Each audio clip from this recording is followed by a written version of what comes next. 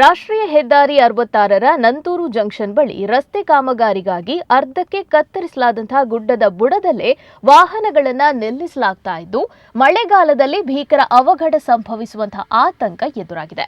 ಪಂಪ್ವೆಲ್ ಕಡೆಯಿಂದ ಬರುವ ಹೆದ್ದಾರಿ ಪಕ್ಕದ ಈ ಭಾಗದಲ್ಲಿ ಲಾರಿ, ಟೆಂಪೋ ಸೇರಿದಂತೆ ಹಲವು ವಾಹನಗಳನ್ನು ನಿಲ್ಲಿಸಿ ಚಾಲಕರು ವಿಶ್ರಾಂತಿಯನ್ನ ಪಡ್ಕೊಳ್ತಾ ಇರ್ತಾರೆ. ಪ್ರಸ್ತುತ ಮಳೆಗಾಲ ಆರಂಭವಾಗಿರೋದ್ರಿಂದ ಕಡಿದಾದ ಈ ಗುಡ್ಡದಿಂದ ಮಣ್ಣು ಕುಸಿಯುವಂತಹ ಸಾಧ್ಯತೆ ಹೆಚ್ಚಾಗಿದೆ. ಇದೇ ಸ್ಥಳದಲ್ಲಿ ಸಣ್ಣ ಅಂಗಡಿಯೂ ಆರಂಭ ಆಗಿದ್ದು ಅಪಾಯದ ಅರಿವು ಇಲ್ಲದೆ ಸಾರ್ವಜನಿಕರು ಮತ್ತು ಚಾಲಕರು ಇಲ್ಲಿ ಸುಳಿದಾಡ್ತಾ ಇರ್ತಾರೆ. ಯಾವುದೇ ರಕ್ಷಣಾತ್ಮಕ ತಡೆಗೋಡೆ ನಿರ್ಮಿಸದಂತಹ ಈ ಜಾಗದಲ್ಲಿ ದಿನದಿಂದ ದಿನಕ್ಕೆ ವಾಹನಗಳ ಸಂಖ್ಯೆ ಹೆಚ್ಚುತ್ತಾ ಇದ್ದು ರಾತ್ರಿ ವೇಳೆ ಅಪಾಯ ಮತ್ತಷ್ಟು ಹೆಚ್ಚಿರುತ್ತೆ. ಆದ್ರಿಂದ ಯಾವುದೇ ದೊಡ್ಡ ದುರಂತ ಸಂಭವಿಸುವಂತಹ ಮೊದಲು ಸಂಬಂಧಪಟ್ಟ ಅಧಿಕಾರಿಗಳು ಹಾಗೂ ಪೊಲೀಸರು ತಕ್ಷಣ ಎಚ್ಚೆತ್ತುಕೊಂಡು ಇಲ್ಲಿ ವಾಹನ ನಿಲುಗಡೆಯನ್ನ ನಿಷೇಧಿಸಬೇಕು ಅಂತ ಸಾರ್ವಜನಿಕರು ಆಗ್ರಹಿಸಿದ್ದಾರೆ.